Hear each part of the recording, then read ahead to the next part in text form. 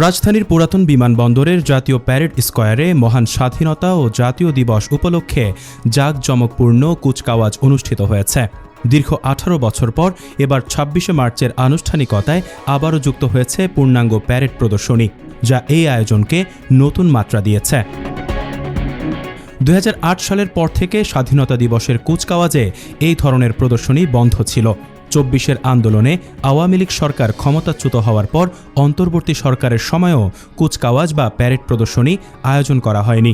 তবে প্রতি বছর 16 ডিসেম্বর বিজয় দিবসে সীমিত পরিসরে এই আয়োজন অব্যাহত ছিল। বৃহস্পতিবার সকাল 9:30টার দিকে কুচকাওয়াজের আনুষ্ঠানিকতা শুরু হয়। এর আগে সকাল 9:55 প্যারেড মাঠে পৌঁছান প্রধানমন্ত্রী তারেক রহমান। তাকে স্বাগত জানান মুক্তিযুদ্ধ বিষয়ক মন্ত্রী আহমেদ আজম খান, প্রতিমন্ত্রী ইশরাক হোসেন এবং সেনা, নৌ ও বিমান বাহিনীর প্রধানরা। সকাল 10টার দিকে মিলিটারি পুলিশের সুসজ্জিত মোটর শোভাযাত্রা সহ প্যারেড গ্রাউন্ডে পৌঁছান রাষ্ট্রপতি মোহাম্মদ শাহাবুদ্দিন। এ সময় প্রধানমন্ত্রী তারেক রহমান সহ সংশ্লিষ্টরা তাকে অভ্যর্থনা জানান।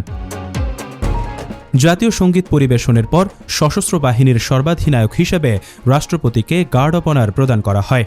পরে খোলা জিপে করে প্যারেড পরিদর্শন করেন রাষ্ট্রপতি। তার সঙ্গে ছিলেন প্যারেড অধিনায়ক মেজর জেনারেল এস.এম. আসাদুল হক।